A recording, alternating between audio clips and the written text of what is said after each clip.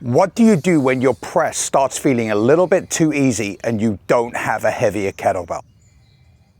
Just by making a few adjustments to the position of your body, you can make a light kettlebell start to feel like it's a whole lot heavier. In this video, I'm going to show you 3 pressing variations you can use to get stronger without needing to get yourself a heavier kettlebell. So I wanted to make this video because it's a very common problem that people who train with kettlebells face. What do you do when a specific kettlebell isn't quite heavy enough to get the job done anymore? In most cases, you only have a limited amount of kettlebells, in some cases only one.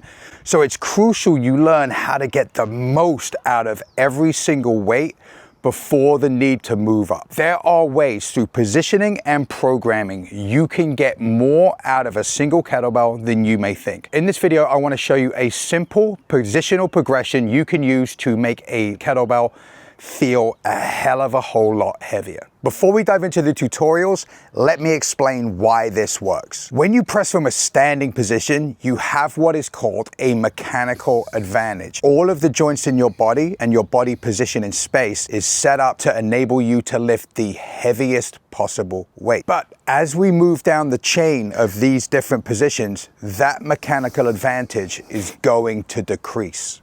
And so even with the same weight, the muscular challenge is going to increase. These progressions will help you build more strength and muscle without needing a heavier kettlebell. So pressing in the standing position is where you are going to be strongest. But even here, there are some simple changes you can make in your body position that will increase the challenge quite a bit. If you're pressing a kettlebell that is heavy enough to actually challenge you, a lot of the time, there'll be this little kicking out of the hip. And this is great because this creates a wedge between the kettlebell and the planet and allows you to be stronger. But we can make the lift a lot more challenging by taking that wedge out. Root down, get very tight, press overhead. Already that kettlebell's feeling a hell of a whole lot heavier. Okay, now if that's too challenging right out of the gate, you can do a hybrid of the 2 versions. You can wedge the hip out when you press, then bring the hip in, root down, and then lower the kettlebell until eventually you build up the strength through both the core and the upper body pressing musculature not to need the wedge at all.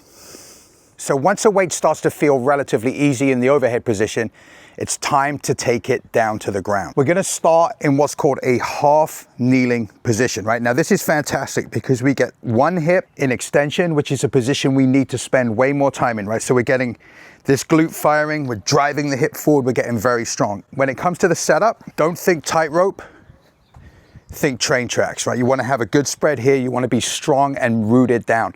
Now this variation is going to take out any assistance from the lower body at all. And something that's just real when people actually lift in the standing position is as they get deeper into the set, a lot of the time you'll start to see just a little bit of a subconscious knee drive, right? A little bit of kind of a dipping and an exploding up. When we're in this position, that is not an option. So now you are reliant entirely on the muscles of the shoulder, triceps, and a little bit of upper chest.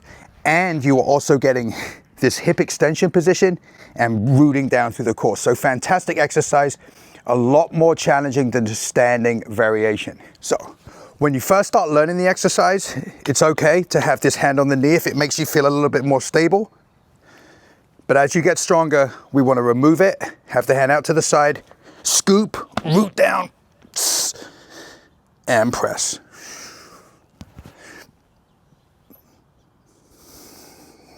Oh, hey, real quick, if you're over the age of 40, the healthiest thing you could be doing for yourself is to start a daily mobility practice. And in order to help you do that, I've put together a free 7.5-minute morning mobility routine for you. You can get it by clicking the link in the description down below. It's specifically designed to undo a lot of the harm our modern sedentary lifestyles are causing. So it's going to open up your hips, unlock your spine, free up your shoulders, and leave you feeling a hell of a whole lot better. You can get it by clicking the link in the description down below. Once a half kneeling press starts to feel comfortable and like you've really got a good handle on the weight, it's time to change position again.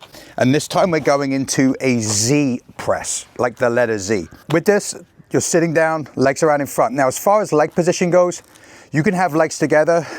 Some people feel more stable with the legs apart. Honestly, it doesn't really matter. Find the variation that works best for you. I'm going to use this one. So When we do the Z press, we want to think spine first. So we don't want to be in this hunched position. When we do our press, we want to think about almost trying to pull the spine forward and then press. As far as hand position goes, when you're first learning the lift, it's okay to put your hand down to give yourself a little bit of stability, but just like with the half kneeling press, pretty quickly, we want to get the hand floating up. Quick demo. So spine first, and down.